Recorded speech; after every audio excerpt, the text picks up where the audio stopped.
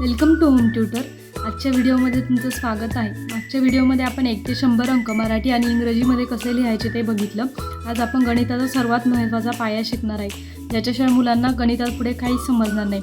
ते म्हणजे एकक, दशक, शतक, हजार, 10,000, लक्ष, दशलक्ष, कोटी. ह्या संख्या आपण कशा तयार करायच्या, म्हणजे 1 ते 8 अंकी संख्या आणि त्यांची स्थाने, जेणेकरून कोणतीही मोठी संख्या मुली चुटकीसरशी वाचू शकतील. चला तर मग वहीवर अगदी सोप्या पद्धतीने समजावून घेऊया.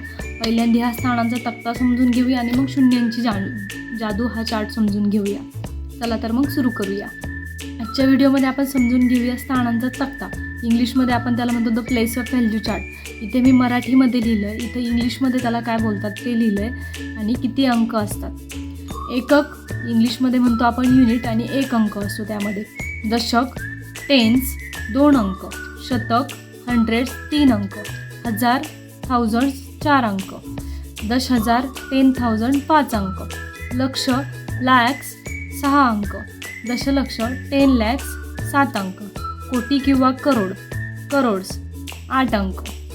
या प्रकारे म्हणजे एककमध्ये असतात 1 अंक, दशकमध्ये 2, शतकमध्ये 3, असे या प्रकारे अंक वाढत जातात. 8 अंकांची एक संख्या असते म्हणजे करोडपर्यंत, एकक ते करोड.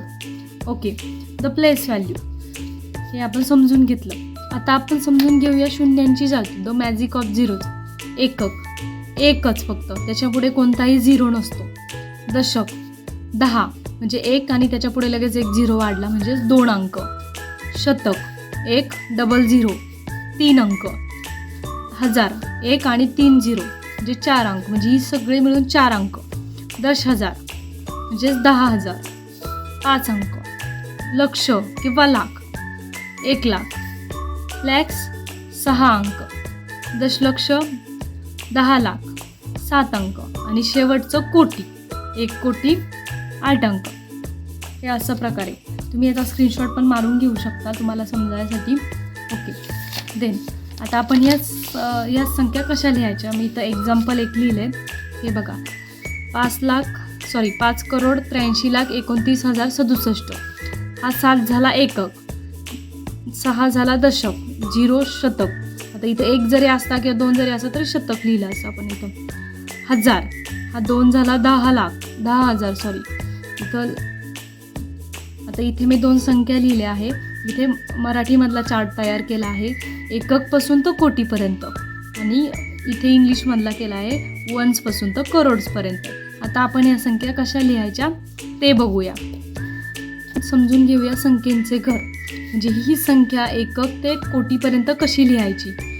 ओके, आता इथे जरी आपला एकक पहिल्यांदा आला असेल, पण हा एकक जेव्हा आपण एखादी संख्या लिहितो तेव्हा एकक शेवटला जातो, कोटी पुढे येतो, कारण 8 अंकी संख्या असते मोठ्यापासून छोट्यापर्यंत. ओके, त्यानंतर मग ही संख्या आपण बघूया कशी लिहायची. आता 5 हा कोटीच्या स्थानावर आहे, कारण 8 अंकी संख्या त्याच्या पुढे आहे. मग आपण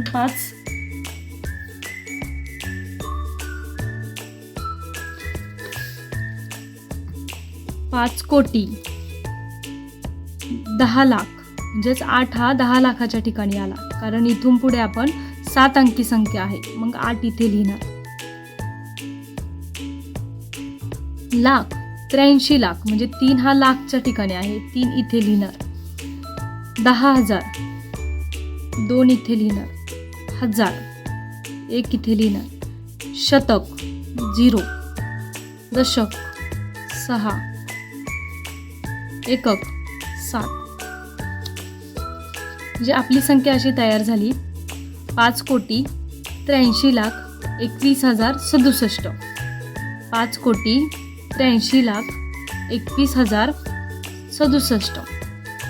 सेम तशीच आपण इंग्लिशमध्ये कशी लिहायची. 5 करोड 10 लॅक्सच्या ठिकाणी आपण 8 घेणार, लॅक्सच्या ठिकाणी 3 घेणार. 10,000 2 1 100च्या ठिकाणी 0, कारण इथे कोणतीही संख्या नाही आहे. 6 7 आपली संख्या आपण इंग्लिशमध्ये अशी वाचणार.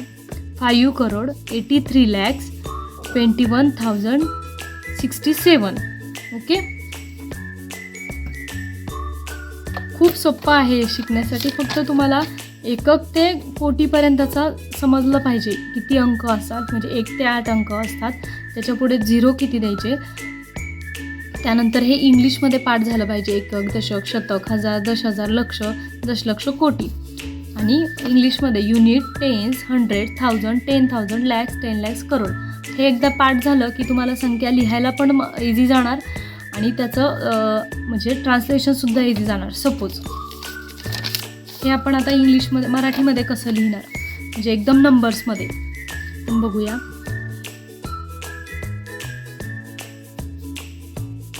5 कोटी,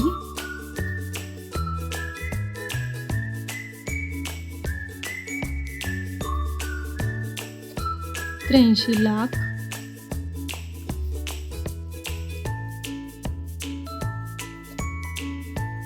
21,000, 67.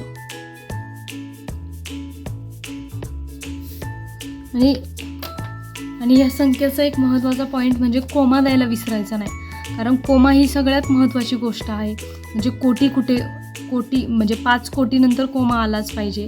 83 लाख त्यानंतर कोमा आला पाहिजे. 21,000 नंतर कोमा आणि 067. म्हणजे हे कोमा द्यायला विसरायचं नाही, तरच आपल्याला संख्या कुठे म्हणजे 5 कोटीच्या ठिकाणी आहे की 10 लाखच्या ठिकाणी हे आपल्याला समजलं पाहिजे.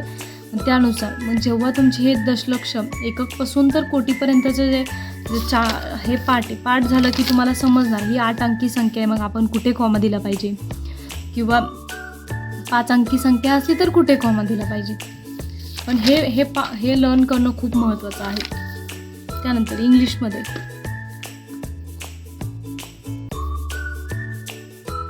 5 crores,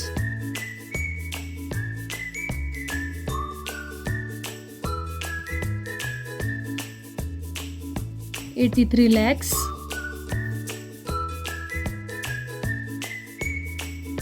21,000,